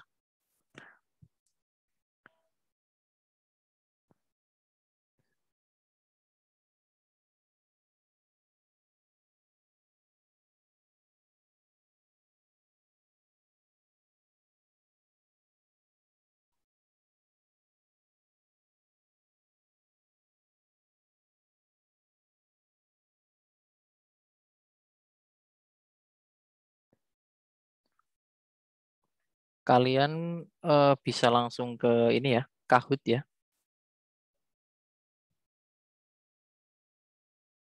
Kahoot IT, www.kahoot.it, pakai bebas, pakai PC atau pakai mobile. Ada pinnya, terus ini saya share pinnya.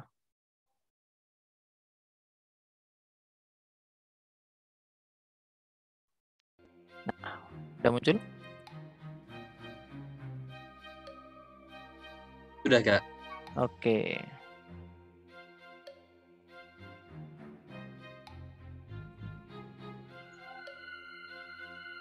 Ini pertanyaannya Ini gampang-gampang buat kok. teman-teman yang lainnya bisa dicoba nih.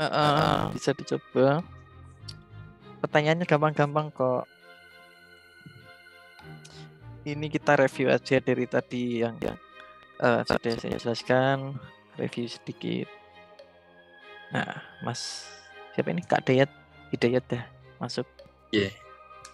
Yang lain nih, belum nih. Kak Titi sudah masuk. Yang lain siapa ya?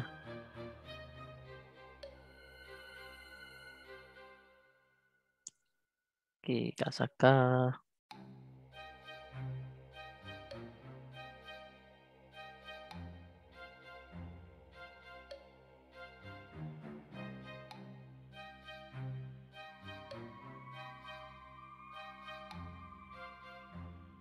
Maria Angel.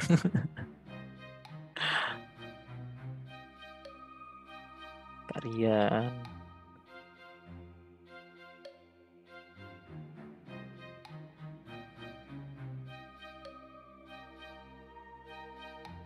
Oke, 5 orang doang apa ada lagi nih? Budi Kak, Budi. Yang lain join enggak nih? Kalau Dari ada, Kak Dias, Kak Dharma, Kak yang Dinda. lain.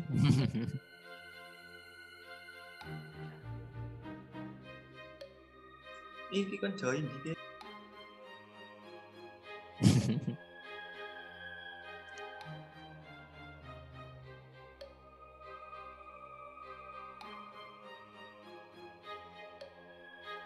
Mam, Septian.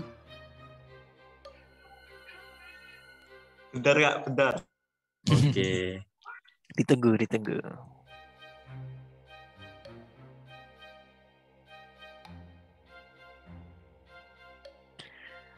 sebelum ke kuis nih, setelah saya jelaskan tadi, ada gak sih kalian kepikiran kayak semacam, game susah nih, atau game menantang banget nih, boleh dicoba, itu ada nggak sih dari kalian yang pengen nyoba atau malah takut dulu sebelum nyoba? Ada nggak sih yang seperti itu kalian?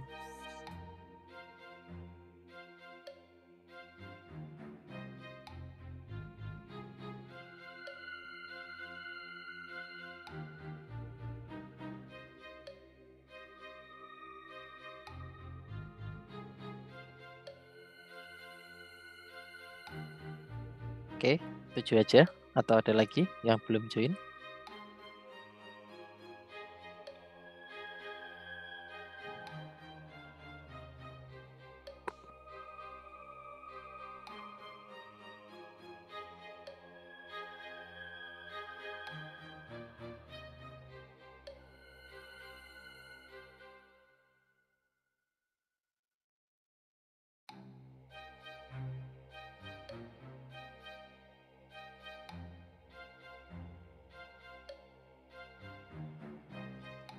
Udah, ini apa ada lagi? Iya.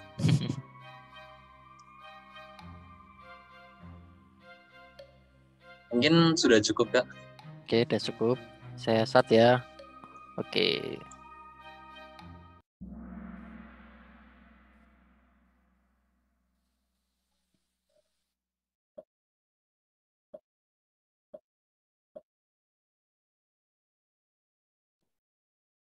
Silakan menjawab, teman-teman.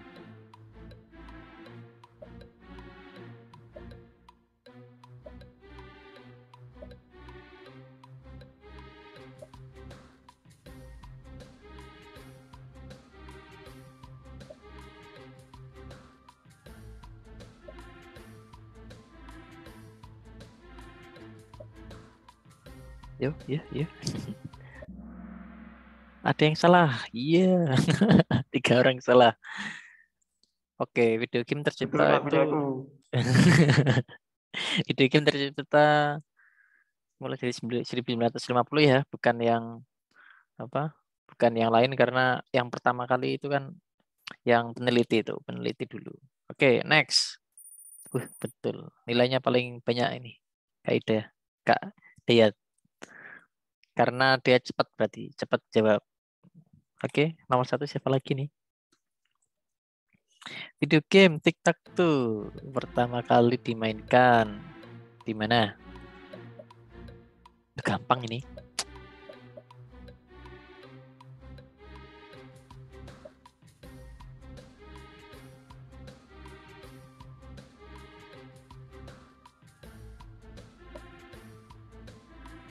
Ayo, waktu.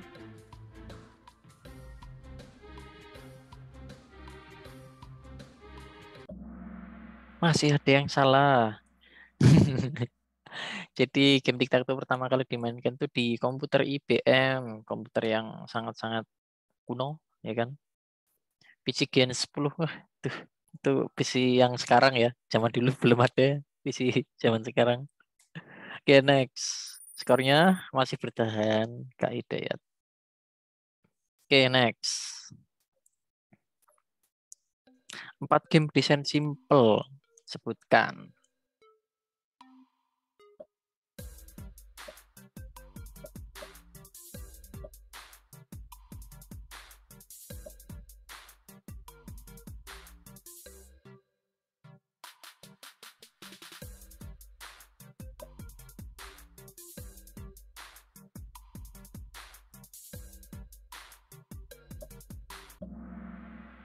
Oke.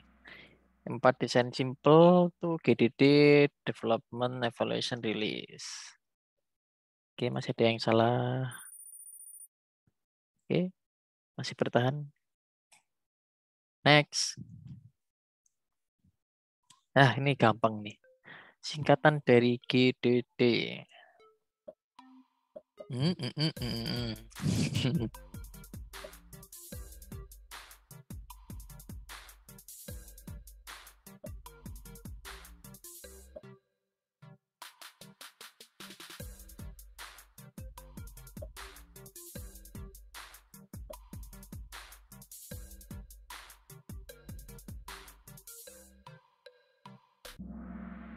Oke.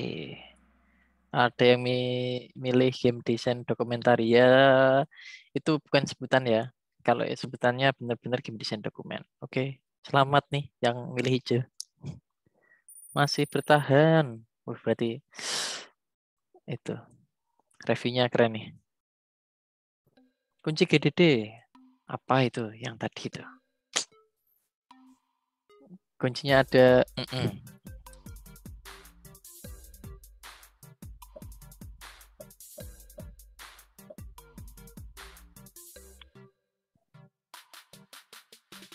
Mantap Kak, mantap. Apa ini yang mantap ini? Apa?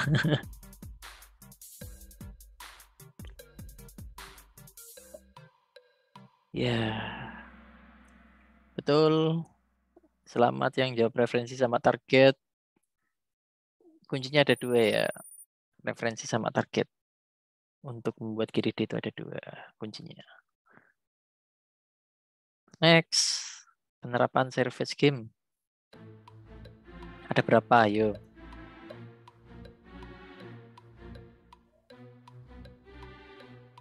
Tadi yang saya jelasin tuh. Ada investor.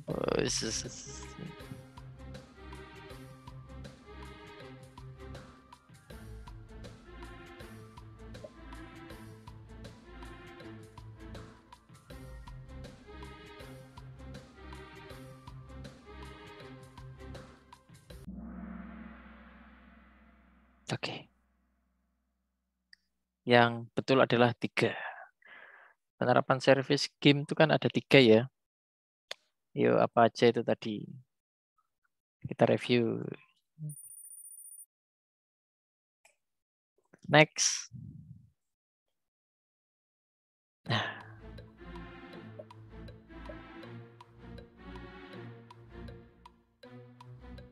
Playable version ada. Iya. Bingung nggak nih?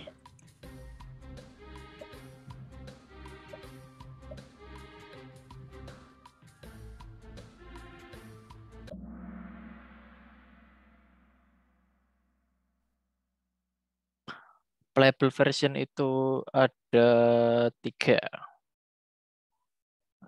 Tadi ada apa ya? Kalau nggak salah alpha, beta, sama full version. Selamat yang jawab 3 betul. Masih bertahan nomor 1 ini. Atau saya blacklist ini.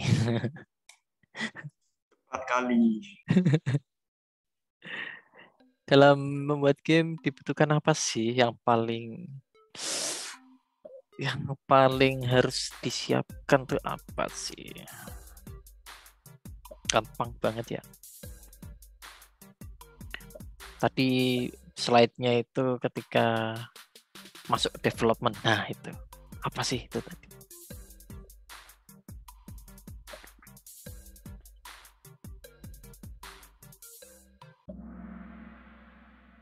Oke, jawabannya itu resource. Resource itu garis besarnya semua aspek itu ada.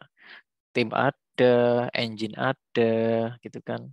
Macam-macam ada 3D artist, 2D artist, ilustrator itu resource. Asetnya ada gitu kan. Oke, true false doang nih. Failure dalam game menjadi prioritas utama. Ya enggak sih gitu kan. Failure dalam game menjadi prioritas utama. True or false? Dah, jawabannya itu tak gampang banget.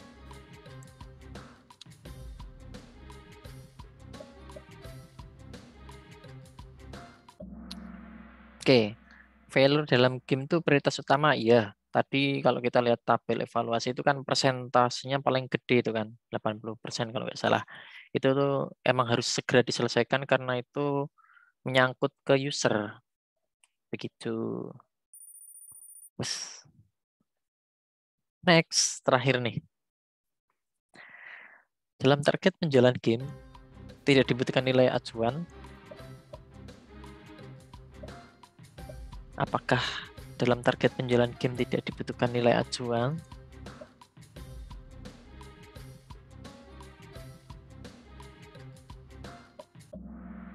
Ya, betul. False ya.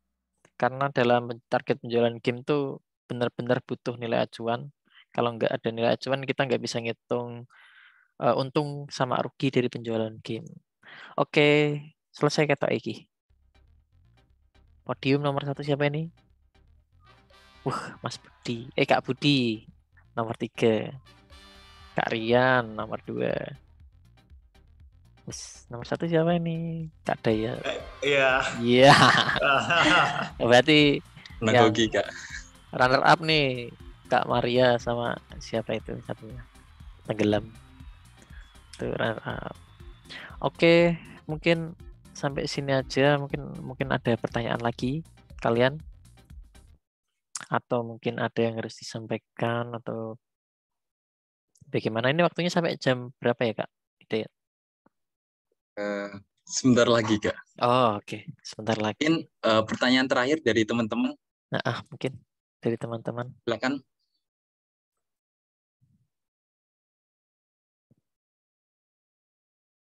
Nah, ini Kak, ada yang bertanya via kolom chat, mohon izin membacakan.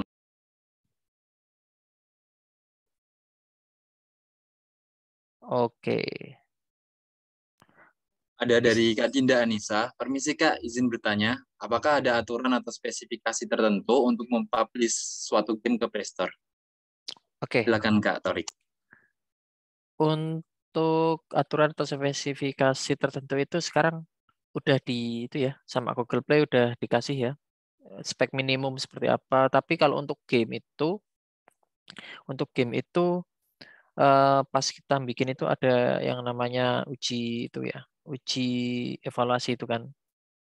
Nah, itu di sana kita mencoba semua game, mencoba game di semua di semua jenis HP. Kenapa? Yaitu karena setiap HP kan ada aspek rasio yang berbeda. Layarnya yang ada yang ukuran 16 kali rasio sekian, sekian lah itu harus dicoba.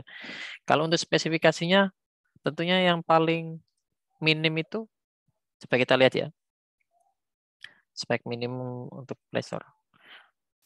Sekarang kalau dulu itu zaman saya masih Jelly Bean kalau untuk itu.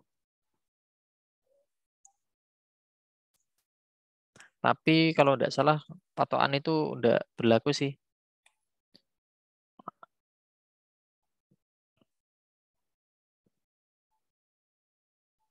Oke, tidak ada. Jadi memang spesifikasi atau aturan, kalau aturan memang ada. Kalau kalau spesifikasi tertentu mempublish itu biasanya ngikuti persyaratan dari apa Google Play. Misal kok pembelian bagaimana, biaya apa, ini saya share.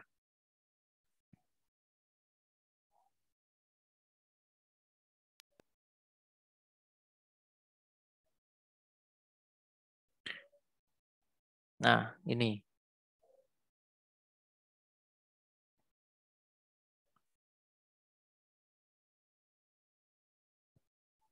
Ini mungkin kalian bisa buka di HP kalian masing-masing ya, buka Play Store. Jadi kalau untuk bikin sesuatu atau upload sesuatu di Play Store tuh tinggal upload aja sih, gampang sih. Tinggal mendaftarkan dulu aja.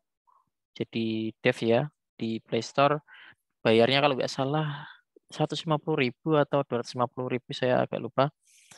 Cuma bayar sekian, terus kalian bisa upload karya kalian di sana. Hak dan batasan ini juga penting. Jadi asal kalian tidak menyalahi aturan. Misal contoh menyalahi aturan itu gimana sih Kak? Contohnya gini. Udah ada di sana udah ada game yang namanya PUBG. Tapi kalian ngasih judul gamenya kalian juga PUBG, sama persis, gambarnya juga sama. Itu tidak diperbolehkan. Seperti itu.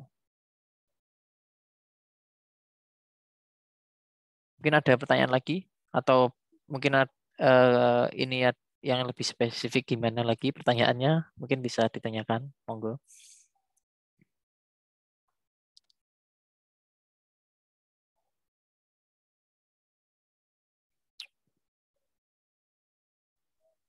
Gimana dari Kak Dinda? Apakah ada yang perlu ditanggapi lagi, Kak?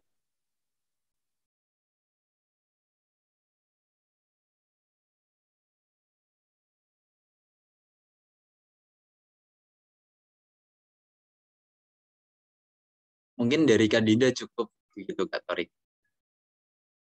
Oke, siap, sudah jelas Kak.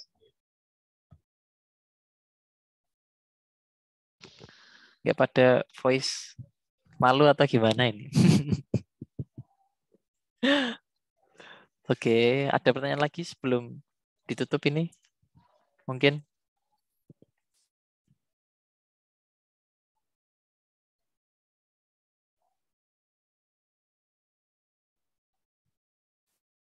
Gimana kakak-kakak? Ada yang perlu ingin tanyakan lagi? Mungkin sudah tidak ada Kak. Mungkin dari Kak Torik barangkali mau ada tambahan, silakan Kak sebelum kita tutup. Oke. Dari saya apa ya? Mungkin kalau kalian pengen bikin game atau tertarik untuk bikin game, bisa kontak saya atau datang langsung ke saya. Saya bekerja di Dinas Kominfo Provinsi Jawa Tengah. Langsung ke lobby aja, Kak, mau bertemu dengan Kak Torik Arsyadeni dari bidang e-government. Oke, di situ ketemu nanti bisa saya kasih tutorial atau saya kasih pembelajaran tentang game, kasih tips and triknya gimana cara jual game yang baik dan benar itu gimana, cara ngembangin game yang baik dan benar itu gimana. Saya kasih caranya, atau kalian pengen sharing atau apapun itu kalau kalian bertempat di Semarang, kebetulan saya wakilnya itu game Dev Semarang ya. Gemerang namanya. Gemerang lah itu. Jadi kalian bisa share atau follow Gemerang juga di Facebook, ada itu tempatnya buat sharing, bisa. Atau kalian menunggu karya saya, ya. Menunggu karya saya, kalian bisa follow Instagram saya. Saya biasanya upload hasil pekerjaan saya, 3D saya, program saya itu di sana. IG-nya siapa, Kak? @orik_ar. IG-nya saya dong. Iya dong, Kak. Kalian bisa follow Instagram saya ya. Ini saya tunjukin nih. Duh. Nah, itu juga saya di Instagram saya kalau nggak salah ada apa ya? Ada animasi yang sudah saya buat. Mungkin kalian bisa tertarik atau pengen lihat lah. Nggak apa-apa, bebas. Mau di komen ya nggak apa-apa. Begitu. Dari saya seperti itu. Mohon maaf apabila banyak salah kata atau ucapan. Saya mohon maaf yang sebesar-besarnya. Semoga ilmunya bermanfaat. Sekian. Terima kasih. Wassalamualaikum warahmatullahi wabarakatuh. Waalaikumsalam Waalaikumsalam warahmatullahi wabarakatuh. Nah, mantap. Terima kasih banyak buat Kak Torik atas materinya yang sangat luar biasa ini. Mungkin dari kakak-kakak yang lainnya barangkali masih ada minat untuk membuat game atau hanya sekedar ingin sharing, mungkin langsung bisa menghubungi ke kontak yang ada di tampilan layar kakak masing-masing gitu. Mungkin sebelum kita tutup, kita foto bersama terlebih dahulu Kak. Oke, mohon izin buat teman-teman yang untuk mengaktifkan kameranya untuk kita melakukan sesi foto bersama. Siap, Kak.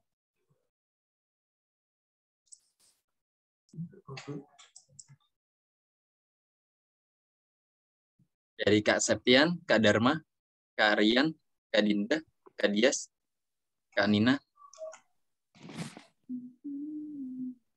Mungkin boleh dihidupkan kameranya.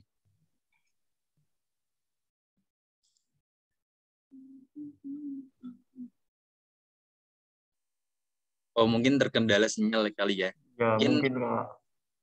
Kita langsung saya yang capture ya. 1, 2, 3. Mungkin ganti gaya. 1, 2, 3. Oke, sekali lagi ganti gaya. 1, 2, 3. Oke, terima kasih buat kakak-kakak semuanya, khususnya Kak Torik yang telah meluangkan waktunya dalam mengisi materi pada pagi hari ini. Semoga ilmu yang telah kita dapatkan itu bisa bermanfaat bagi diri kita masing-masing maupun ke lingkungan kita masing-masing juga. Mungkin cukup dari saya. dari Kak Torik barangkali ada keperluan, bisa persilahkan Kak untuk melanjutkan kegiatannya. Terima kasih Mungkin Kakak. dari saya. Terima kasih, Torik. Kak Torik. Cukup dari saya sebagai moderator. Apabila ada kesalahan kata, mohon dimaafkan. Terima kasih. Saya tutup. Wassalamualaikum warahmatullahi wabarakatuh.